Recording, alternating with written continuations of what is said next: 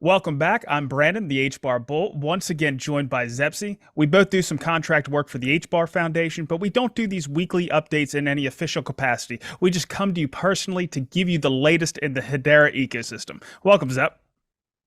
How's it going, Brandon? It's going good, and I love the background. We've gotten some good comments on it, so I like you using it. Perfect. I think I might save it for the moon. I think this next week I'll have one where we're sort of in hell. And then when we start getting close to the moon, we might get a bit more light. There you And then go. this is the final destination, I think. Sounds good to me. I want to make a note, of course, as always, none of this is financial advice. We're going to be getting into the HBAR market, some speculation. We'll get into Hedera DeFi, use it for entertainment or educational purposes only. So, the first thing I wanted to go over is last night we had a Twitter space where we had some leaders in our space. We had Mance Harmon on there. We had Christian from Swirls Labs. We had Shane, the CEO from the HBAR Foundation. And I have a great clip that I wanted to show everybody. So listen to this one. So I speak with investors, pretty much every day in the space, and after Luna, there was a lot of skittish kind of behavior, and after FTX, there's a bunch of people that are going to be on the sidelines now for quite a while in Web3, and I was kind of wondering, you guys speak to the enterprise, the council members, the large use cases. I'm wondering how their perspective has changed, this week, if they're going to put the brakes on things, if you've had conversations where people maybe can't get involved in the space, or it maybe looks bad now. Like, what are you hearing, or are they just, going on as usual and this is totally unaffected? What have you been hearing in talking with just the large enterprises or the council members? Mance, do you have any insight? Yeah, it's interesting in that we really do live in two separate universes in some sense, right? There is everything that's going on in sort of the retail market, and of course the world of DeFi from a retail perspective. And then there's enterprise and the applications and activities that are associated with enterprise. By and large, they don't overlap. I mean, they of course know what's going on. They see the news, especially with FTX. FTX is on all the major news outlets, so it's the biggest one. But the activities that are associated with the council members, for example, and the conversations that we engage in with the council members really have nothing to do with the retail market. They have nothing to do with the price of HBAR. They only are concerned with the specific business problems that they want to address. And that's it. That's where they focus their interest and attention. So I would say that it has had, now look, the FTX thing has only been out about, less than 2 weeks. But I'm predicting that it's going to have zero impact on the progress that is already underway and will continue to be made. Here's just a little observation. The crypto winter, this cycle of crypto winter really started in late spring. I mean, it started earlier this year, maybe sometime in Q1, and accelerated through the middle of the spring and into the summer. Over that same period, the number of applications that I'm aware of, projects underway with enterprises that are council members or other organizations associated with our council members, has skyrocketed. It's the inverse of the crypto market token, the aggregate token price. So what I'm seeing firsthand is sort of an inflection point in actual interest in building use cases outside of what's mainstream crypto. And that comes at the same time as the crypto meltdown. So it's a really interesting juxtaposition between the two. It's a fair question to ask, is everything that's happening now with FTX and all the fallout that's still going to happen over the next 2 months. We're not out of this yet, right? FTX is just the big domino. It's going to start another whole row of dominoes falling, just like Terra Luna. And so it's going to be interesting to see what happens over the next couple months. But again, the two worlds are kind of independent of each other, and I don't anticipate there being any problems. Brandon, let me add to that. I mean, I would wholeheartedly agree with Mance. I think if you compare and contrast this to the dot-com bubble, which is orders of magnitude greater than what we're living through right now in the crypto winter, you had companies, there were probably 12 to 15 IPOs a day, and you had companies that were IPOing with zero revenue and a big promise of product. And at the end of the day, they all had raised hundreds of millions of dollars and folded. And here you have a lot of various tokens and things being propped up artificially that don't have the substance, the use cases, the real true network traffic. And I believe that Hedera and this ecosystem will emerge from this bear market stronger as a result of our focus on both enterprises, but real use cases, real marketplaces, new and old, that are emerging in Web3 and Web2. And when that happens, I believe Hedera will be a destination, because people are going to no longer be able to not look at what is being built and wonder why, what's over there. And I think we're going to be in a fantastic position, and I am incredibly excited by what has occurred. That was a real gem. I think that's exactly what the community needs to hear. What do you think? Definitely. I mean, there's the scare that FTX has given the community is not just, obviously not the Hedera community, the whole Web3 community has been pretty substantial. And, that's obviously exacerbated by the news. When you see like The Economist saying it's the end of crypto, you see whatever, mainstream newspaper, which they do every bear market, we might make clear. But to hear from Mance himself, Mance is an incredible speaker. He's obviously an incredible force for Hedera. He always has been. And he's above the fray in that sense. He sees things very logically, sees through the noise, and he's the one who's having these conversations with the enterprise. And to hear that they're unfazed by the FTX, by these wider market turbulences is great to hear. And that obviously comes down to the fact that the HBAR token itself is just a piece of utility for them. They're not the companies themselves aren't speculating on the value of it. They're using it for their use cases. Sure. So for them, it's just noise. It's like they've decided that Hedera is where they want to be, the council they want to be on.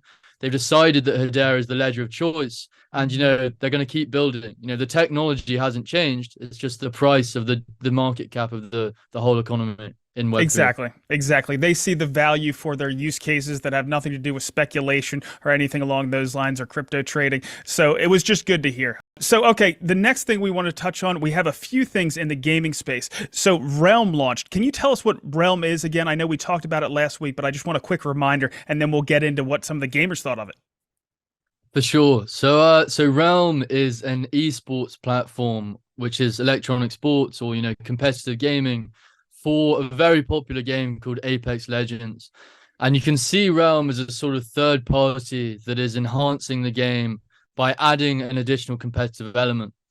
And what that competitive element is prize draws, is tracking the stats of players in an immutable way, and enabling an entire reservoir of data for people like coaches, people like big esports teams, to see which players are playing in these games the best, who the cream is rising to the top, and to know that the data they're seeing is immutable and completely trustworthy. So each game, each match, the data goes into the Hedera consensus service, is immutably held or immutably recorded there and put back into the platform. So after every game on that platform, Hedera consensus service is used, and then that data is stored by Realm. And that, as I understand, is the first component of it. We saw the general reception and the adoption so far of that game just on Twitter alone has been great. And I think in the future, they have plans to use the token service for other aspects of the platform. So that'll be super exciting as well. And I think what they've done here is they've come in with the data integrity side. They come in with the Hedera consensus service side, which is, you can see real value of that, and it's got nothing to do with play to earn. It's got nothing to do with NFTs, and that's exactly those two words, NFTs, play to earn, are the two words that gamers don't want to hear. So we've got in the HCS first, we've got in data integrity first, and then I think they've got plans to introduce tokenization at some point down the line. But I believe that is a plan at some point, so that would be really cool to see, and really cool to see how it goes down with the gamers.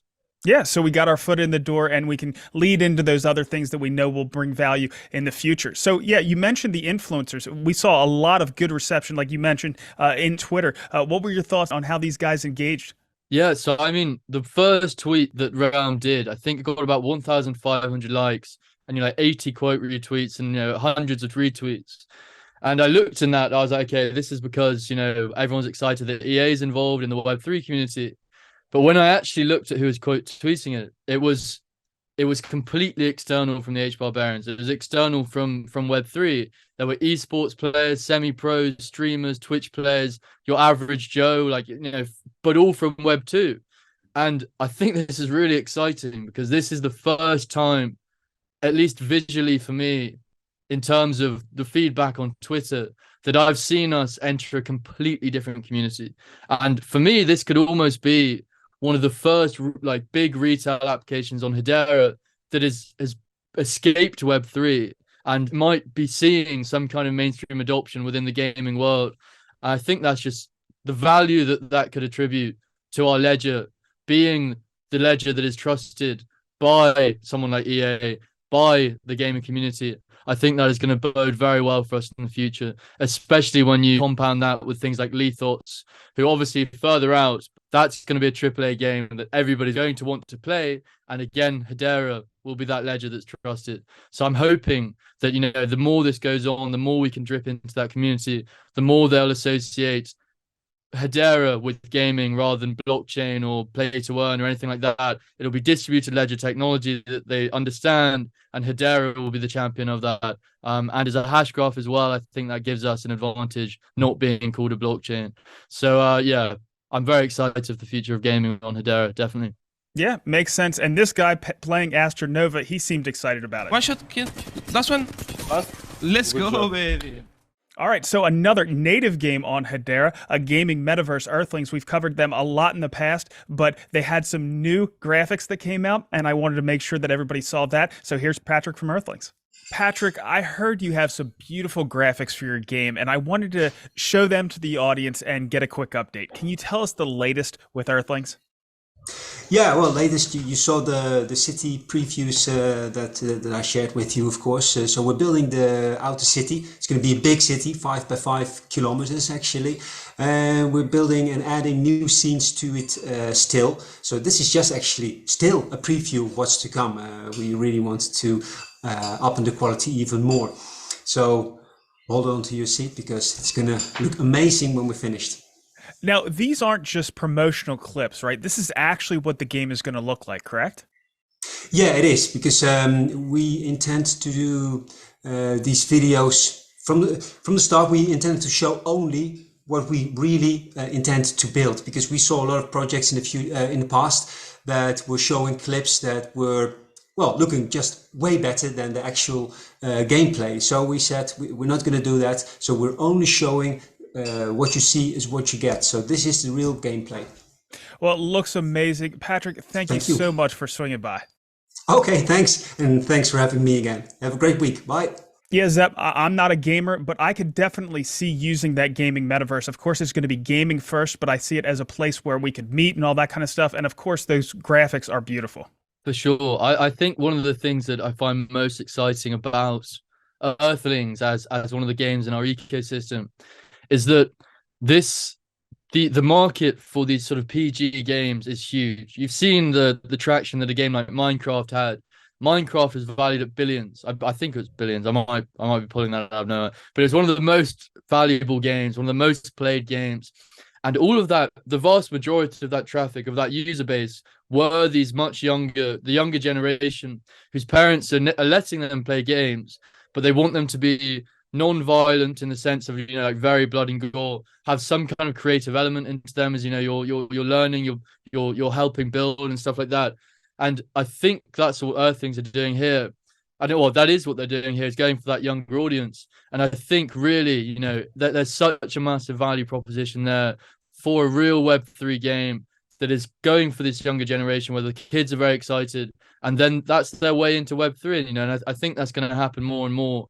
Is the younger generation is going to keep adopting Web3 games and the utility that brings. And I think that Earthlings could be a great one for the Hedera ecosystem to do that. Yeah, for sure. And we have more stuff out of Lithos. You already mentioned Lithos, but they have some new art coming out. So I'll throw that up on the screen. All right, Zeb, this stuff is gorgeous. Just like what we saw with Earthlings, this stuff is really impressive. What are your thoughts on what's coming out of Lithos? I mean, yeah, the excitement I have for that is I think one of the biggest in our ecosystem. I mean, when they first launched, the PRP said Lithos, the first AAA Web3 gaming and entertainment studio. And so everyone was thinking, what is the entertainment component of that? And it seems now that something is coming to fruition there. We've seen Michael Mbao posting these sort of real life sets of I think the main character called Ash, of like his body armor and stuff. So it looks like something's happening in real life there. And I imagine that that's going to be part of the entertainment component. And I'm very excited to see what happens there. Whether that's going to be on YouTube or Twitter, what's going to happen there will be, I think, very exciting to follow. And, I think that entertainment component, if that goes well, and that is what they're doing, i.e., using that armor in real life, is if they can then get, a completely different audience that is looking at it from a video side, and then they go, wow, what is this? This looks amazing. And then in their mind, they're going, okay, this is for a game that's coming out in 2 years or whatever it is. And that's like a very creative way of driving hype that I've never actually seen for a game before. Normally it's like a game comes out, like Halo, for instance, a massive game, and then the film or whatever it is comes out after. So to see them doing something in real life before the game is launched seems that they're doing the reverse. So yeah, it'll be very interesting to follow that. Yeah, so let's get down to really what this means. We saw that outfit that you were talking about. It was pretty impressive. Are we talking about like a Mandalorian type show that they're putting together or something along those lines? I mean, I honestly have no idea. I think we'll see it as it comes, but that would be mega. Yeah. So the gaming space is absolutely exploding. Let's get into some of the stuff that's also exploding, and that's the use of Hedera in the ESG space. Let's start off with Timeless real quick. So Timeless is collaborating with AMIC, that's the Aerospace Malaysia Innovation Center, on guaranteeing the origin of sustainable aviation fuel. And AMIC collaborates with industry partners, and that includes enterprises like Airbus and Rolls-Royce. And what I found really interesting about this is we talked about all enterprises are going to use Hedera, they just don't know it. There's a good chance that Rolls-Royce and Airbus might not even know they're using Timeless, right? And beyond that, they might not know that Timeless is using Hedera, which of course exclusively Timeless does. This is the kind of stuff I like to see because, like Rob said, and I mentioned a second ago, all enterprises will use Hedera, they just might not know it. What are your thoughts on what came out of Timeless? Sustainable aviation fuel, I think I read in the press release, is forecast to reduce the carbon emissions of the aviation industry by about 70%. It might have even been more than that. I'm quoting that from my poor memory. The aviation industry is one of the industries that comes under the most scrutiny consistently for the amount of carbon it emits. And so this sustainable aviation fuel is obviously a massive game changer. And, to see that Timeless, i.e. a product built on the Hedera Guardian, will be helping them with the guarantee of origin for their sustainable aviation fuel, i.e. tracking the carbon emissions of the process of creating it, or, the journey it takes to make that actual fuel itself. That's another key component of this, of creating it. It's like these companies, they're doing everything to be as eco-friendly as possible. So they've got to know how much carbon it actually takes to create that fuel itself, so that they have this data, so they know how much to offset themselves, and so on and so forth. And one thing that they can do to make sure that they're offsetting the small amount of carbon they do is know how much carbon they're actually using to create things like sustainable aviation fuel.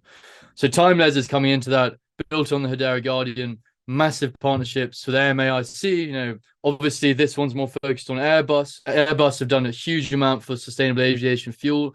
I think they're leading in the Southeast Asia region. So to see Timeless working there with AMIC, when we know Airbus is such a prevalent company there, it's going to be an exciting one to see. And I hope it all goes well. Yeah, I love to hear those big names associated with Hedera, that's for sure. So the next thing I wanted to touch on as far as environmental stuff is Tollum Earth. Do you have any information on this one? So yeah, so Totem are the first implementation for a carbon marketplace of the ARMM, the ARM, i.e. the Automated Regression Market Maker, which is enabling deep liquidity for semi-fungible assets that are very complex, like carbon credits. And they have now partnered with Temua and Sync.io, which is the first carbon emissions reduction platform in Africa on a public DLT. So we've had these two refi ecosystem projects that the HBAR Foundation has partnered with, have coming together to create the next generation of these carbon marketplaces, using what Totem have done with the ARM and using what Temua have already done with creating this carbon emissions reduction platform. So there's two refi ecosystem projects coming together, and the ARM alone is revolutionary. So it's going to be very exciting to see how that goes down. Yeah, we can barely keep up with all this stuff, but we do have a quick clip that explains what Tolem's doing. We all want a healthy planet, and companies today have an opportunity to lead the way to a better future for all. In combination with efforts like transitioning to renewable energy and ensuring a more sustainable supply chain, purchasing carbon offsets is part of an integrated corporate strategy. In 2021, more than $1 billion worth of offsets were sold, and that number continues to grow today. Even so, there aren't enough high-quality carbon offsets to meet demand. That's why we started Tolem Earth. Built on the Hedera public network, Tolem Earth allows organizations to identify, price, buy, and sell carbon offsets through a streamlined digital interface built on trust, transparency, and scale. This transformational marketplace will enable digitized measurement, reporting, and verification to ensure project data is accurate, secure, and auditable, deliver optimal supply and pricing to corporate buyers, and maximize return to project developers, and allow corporations to quantify and report the impact of their investments with shareholders, regulators, and consumers. Tolem Earth's founding partners are industry leaders, the HBAR Foundation, which was created to advance the development on the Hedera network, the most used enterprise-grade public network utilizing energy-efficient digital currency, and Object Computing, a 30-year global leader in building real-time, distributed systems at scale. Tolem Earth empowers a better world for all of us. Join a future built on trust. Yeah, it sounds like Tolem is doing some really cool stuff. And we also had Hedera coming out of COP27 with the refi ecosystem. Do you have any information on that one? So there was a multitude of use cases and partnerships that were announced across those 2 weeks, and we're still in that week now. But one really cool thing was that the Sustainable Impact Fund hosted something called the Regenerative Finance, i.e. refi forum, with Hub Culture called the Climate Pavilion. With the Hub Culture at the Climate Pavilion. And this was at Sharm el-Sheikh in Egypt for COP27. And they had loads of the Hedera Guardian ecosystem projects there, all of them doing panels, all of them talking, all of them recorded. We had Anya, who's one of the figures in the Sustainable Impact Fund, do a talk there as well. We saw Rob, we saw Wes, we saw Flow Carbon, we saw just loads and loads of the ecosystem talking there. And that was a real exciting hub, I think, for these projects to come together. And obviously at COP27, you've got some of the biggest people in the world. So I'm sure there are some exciting figures there in the room that we'll hear about later on. And of course, a lot of these use cases are tied together using the Envision Guardian. And we have another clip here from Rob that can explain some of that. In order to move the needle, in order to create a step change in terms of impact, open source is key. Lowering the barrier to entry, enabling projects, whether they be mangrove renewal or agricultural regeneration, reforestation, biodiversity projects, or just pure renewable energy credits. All of these things are very diverse, but to have open source methodologies enables the projects that are implementing in this space really easily to onboard. And finally, and the other part of the equation, two things. Finally, the liquidity in these markets is really key. Once we tokenize the assets, we need to create liquidity. We need to reduce friction in the markets. We need to be able to match supply and demand. We need to be able to do predictive modeling in order to make markets around these tokens. And then we need to ensure that the demand side is matched to the supply side in a way that is equitable, and that the finance flows into the projects in a way that turns the flywheel even faster and brings on board more projects. So that's a lot of words. We're doing a lot. Our technology is called Guardian. It's an open source technology stack which tokenizes every type of environmental project. And then we've made a number of announcements this week in terms of the AI-driven marketplace called Tolem, and all sorts of other cool technology around that ecosystem. It is an ecosystem play, right? This is all open source to allow any organization to come into the ecosystem, to compete, to collaborate, and to drive change. All right, and to round out the Hedera environmental impact stuff, we have Aniseed Climate Collectibles. Do you have any information on this? So Aniseed, their climate collectibles are a nature-based rewards program. Similar to like in the UK, you've got the RSPB, which is the Royal Society of Protection for Birds. You might subscribe to them and get like a coupon or something, or something to show that you're sponsoring an animal or something along those lines. What climate collectibles have done, they've launched this way for NGOs to fund a wide variety of conservation projects through NFTs. So, like an NFT might be linked to a conservation project, like a sanctuary, a game reserve, to a ranger, either people that look after these nature conserves, or to local communities and so on and so forth. And so it's a way that these communities that are on the flip side of that NFT, that the NFT is funding, can get direct funding, that bypasses, any of the sort of the slow mechanisms of banks and this kind of stuff, or charities. It goes straight to the source and is a way for them to receive funding.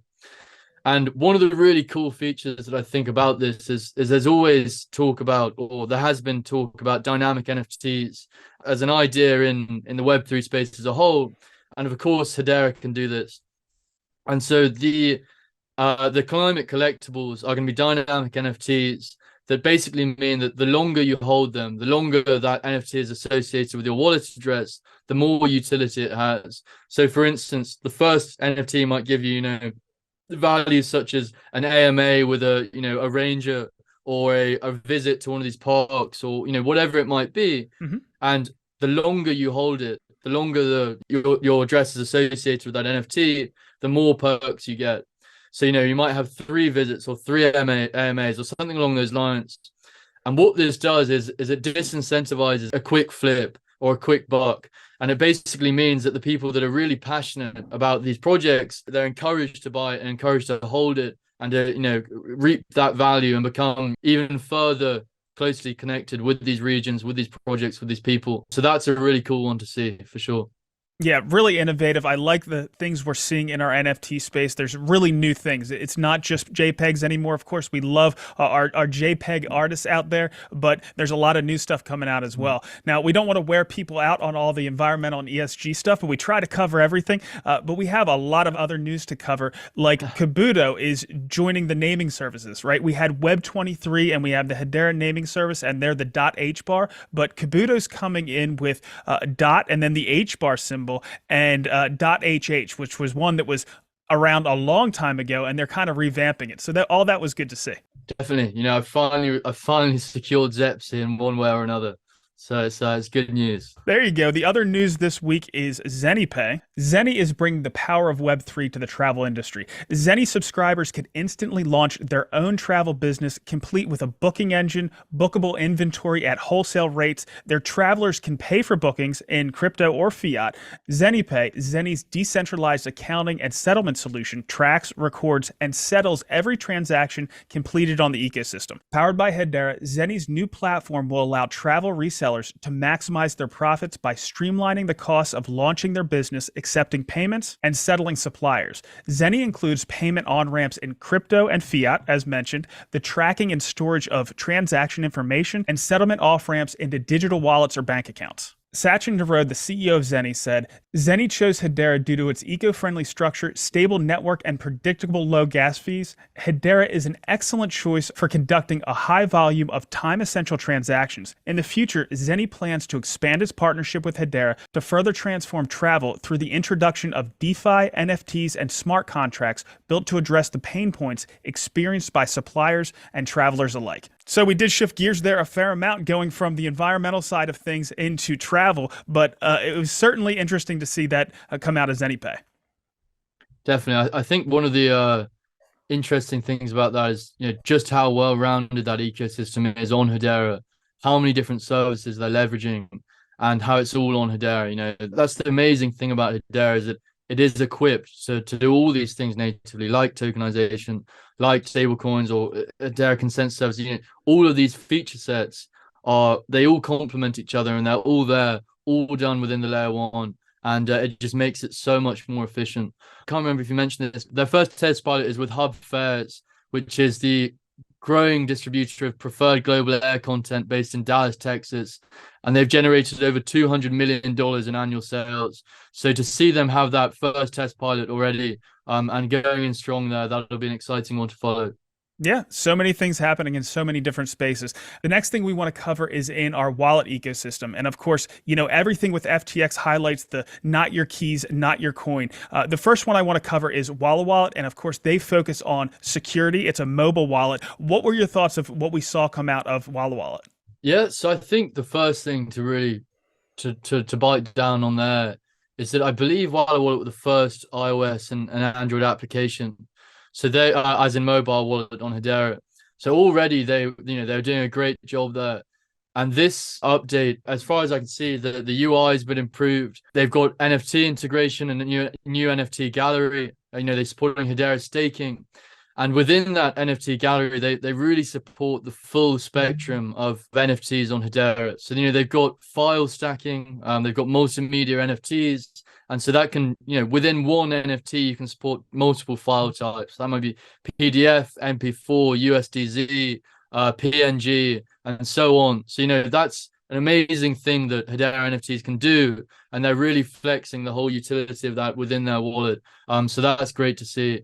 And I think, as I understand, their approach to security is really, really amazing. I mean, they've got sort of like biometric, face scanning and things like that for sending transactions, and so on and so forth. There's a lot that goes into the hardware of the phone that is connected to the Walla wallet. I don't know the ins and outs at all, but as I understand, they're a very secure wallet, and that's something they really pride themselves on. So yeah, really, like you said, not your keys, not your crypto, and great to have Walla wallet here, still building, getting better and better each time. Really, the emphasis on security there is great to see. Yep, and they are audited, and Blade Wallet also took this opportunity to publish their audit, which was good to see. And they also have an NFT gallery launch. Any thoughts on this? Yeah, no, really great to see another high tier wallet in the Hedera ecosystem. Showing this transparency and keeping on innovating and building. And I'm really excited to see what Blade Wallet's doing, especially within gaming, actually. So one to look out for sure. And Hashpack, not to be left out, they are integrating USDC through Banksa. So they announced that this past week as well. So that was also fun to see. For sure. I mean, we've got the golden trifecta of wallets, I think. All three amazing teams, three great community figures, three great innovators in their own way. So yeah, really excited to have them on board and to be supporting all of us as we move forward in our Web3 journey. Yeah, that's a good point. They are, figures in our space. We have May, we have Jeremy, we have Sammy, and they're great representatives for the Hedera ecosystem as a whole. So as far as transactions over the past 24 hours, we have come down a bit. We're sitting at about 900,000 transactions over the past 24. Smart contracts are staying up, and that's showing that our DeFi ecosystem's healthy. We're showing about 21,000 smart contracts over the past 24 hours, so that's good to see. Time to consensus is still sitting under 5 seconds, so of course that's good to see as well. What do we have on accounts? So on the day, we're up by 15%, and on the week we're up by 35%. So that is good. Yeah, nice to see that, definitely. And we'll get into our fungible token summary. Energy Trade token is sitting at the top, and of course that's because of their faucet that we talked about last week. We have Wrapped HBAR, we have Sauce, Dovu, USDC coin. Those are all doing well, and that shows that our DeFi system once again is pretty strong. And with some of the news that's coming out about USDC on Solana, it's good that we have a strong ecosystem in our stablecoins. All right, and moving on to the NFT summary, we have the .HBAR and the .HH, and of course, that's coming out of Kabuto, so that's good to see. Any other thoughts on the NFTs? So the NFT market this week, we saw Creamies launched their sort of Creamies land plots, and those are going for a premium. I tell you that. It's like New York real estate over in the Creamies land. They've done incredibly. I mean, they were topping the charts on Zeus, got their way up on stock to its NFTs. So yeah, shout out to Creamies there. Very successful launch of that aspect of their metaverse. And then alongside that, I actually spoke to the founder of Lucky Tokens today from within Club HBAR. Club HBAR being one of the real core place for the HBAR community on Discord. And we've spoken about the Lucky token before, but I've never really delved into it. And they've already got a game out, but they've got another one coming out, which is horse racing. So I'm just going to read you the description of what he told me, because he understands it a lot better than I do. So he says, here is a brief introduction to our games. The Lucky Token Roulette. Players can choose a number between 0 and 99, or a color. Bet the Lucky Tokens, and the winning number is determined from the transaction's consensus timestamp. That way, each player of the roulette is truly unique, and the result cannot be known in advance. Payouts are automated and happen instantly. So first of all, I'm going to say, not financial advice, listen to what we said at the very start of this. Sure. But one thing in the gambling industry, especially on the online betting industry, is there's always this lack of trust, outside of DLT, that whoever runs the website is at an advantage because they know exactly what's going to happen, when it's going to happen. Maybe they've got some mates that are doing the same thing, and it's just a very corrupt way of, fleecing people for their money. But by doing this on the consensus service, by doing this on DLT, by timestamping it and having everything there on Ledger, they really are making sure that each roulette roll is unique, that whoever owns Lucky isn't, cashing in his chips at the top and filtering it down. It seems like a very level playing field. Again, not financial advice, and I'm not endorsing gambling. So the second game is Lucky Studs, which is a social horse racing game, which very interestingly is from within the Discord server. And so he says, players pair their wallets and choose from 7 horses, place a bet, and the race is then run on a preset interval. Bettors on the winning horse split the pot based on the amount of bets each player has on said horse. Payouts are automated and happen instantly once the race is completed. Lucky Studs utilizes Hash Connect to integrate Hashpack and Discord for a social Web3 experience. So from what I understand from that is they've somehow managed to integrate Discord, Hash Connect from Hashpack, and this unique game. So I'll know more about that when it launches, but that seems like something quite ingenuitive for sure.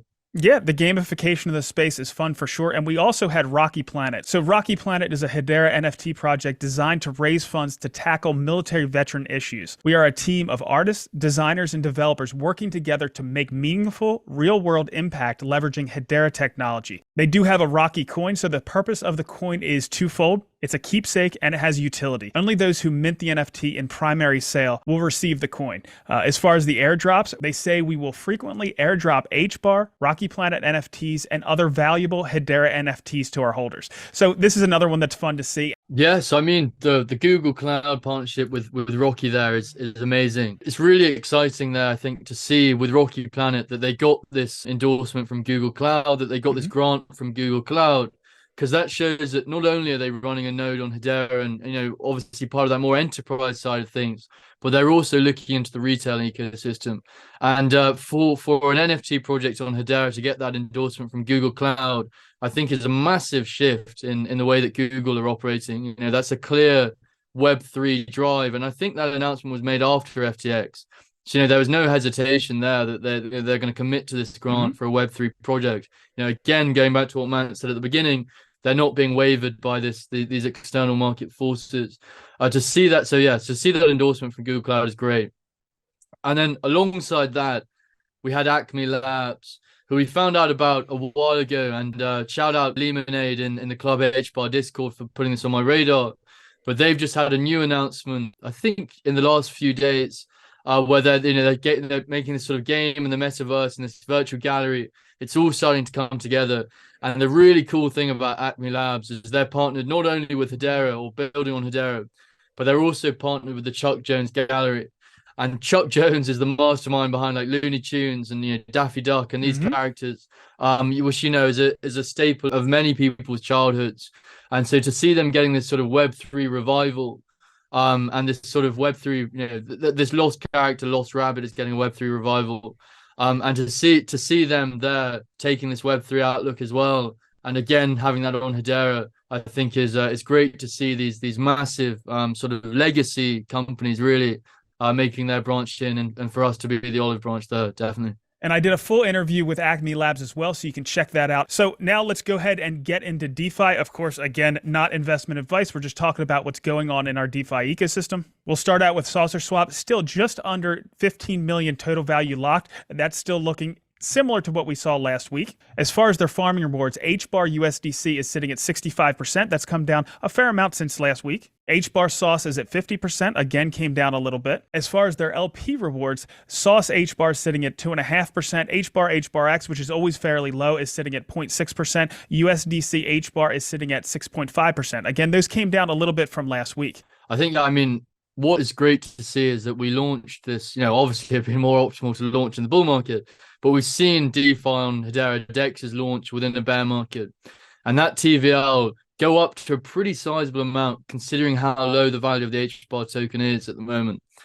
And when you look at an ecosystem, so we surpassed Cardano and TVL, but from this FTX decline and the FTX empire, Solana's TVL in the last day has dropped 70%.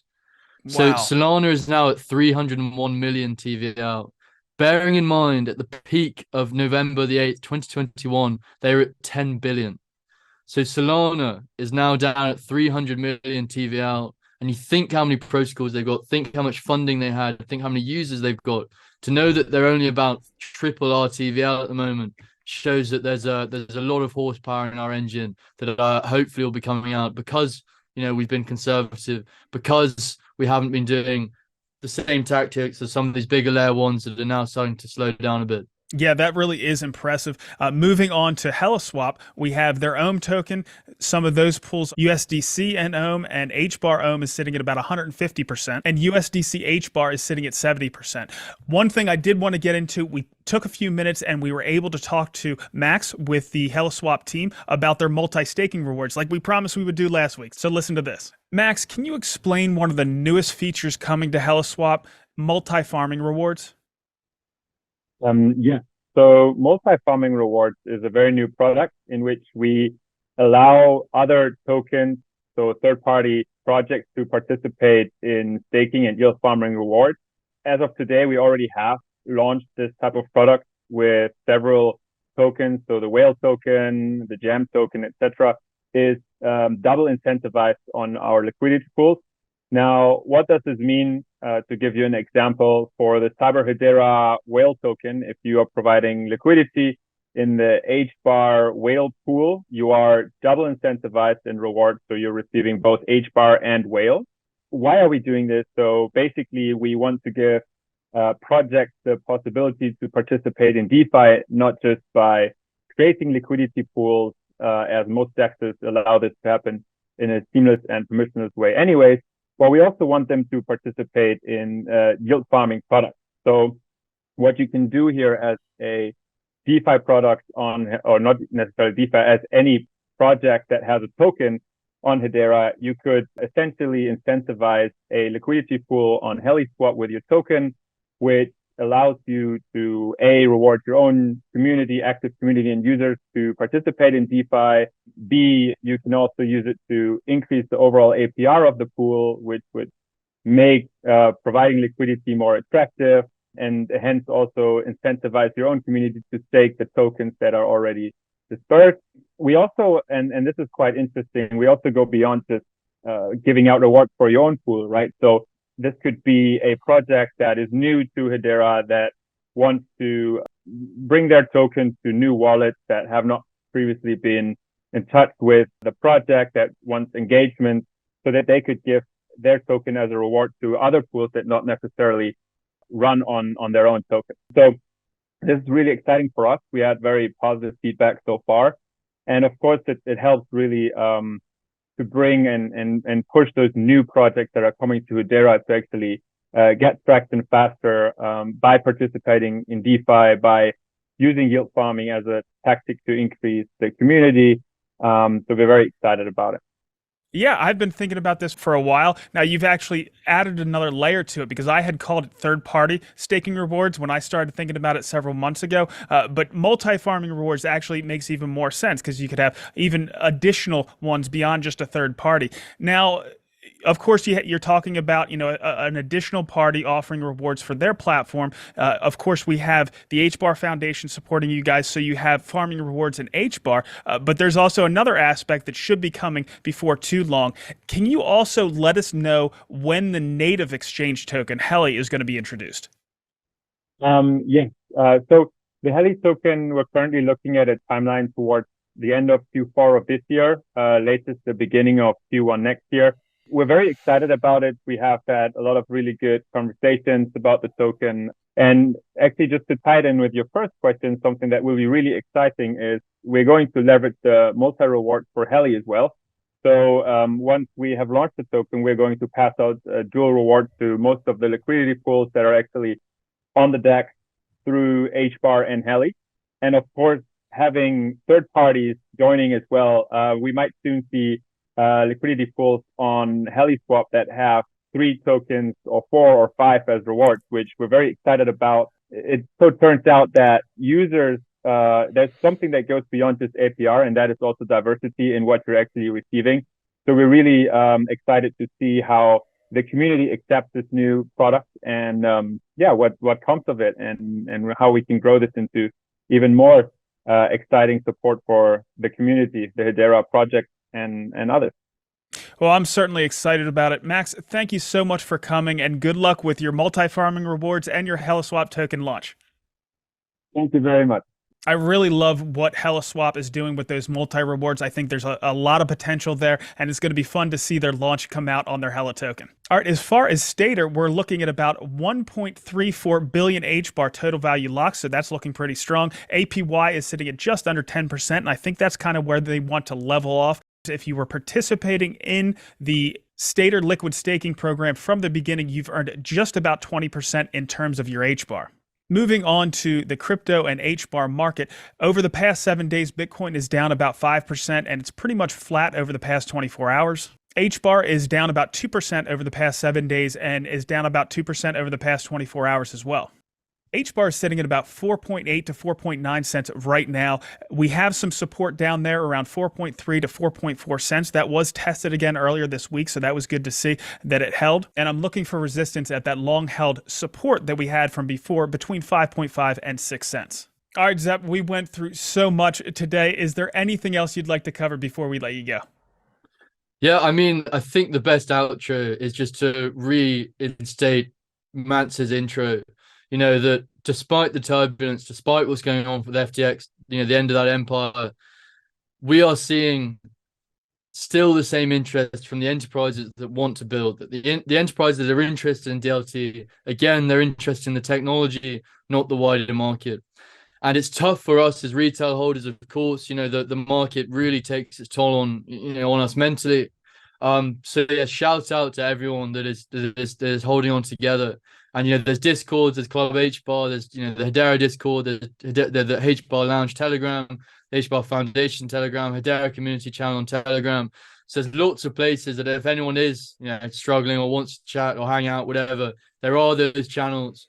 And just beyond that, I really think that whenever this grey sky alleviates and the blue skies come over, I think we're going to have such a well-rounded ecosystem. We're going to have gaming. We're going to have hopefully these high TPS use cases that we saw 2 weeks ago.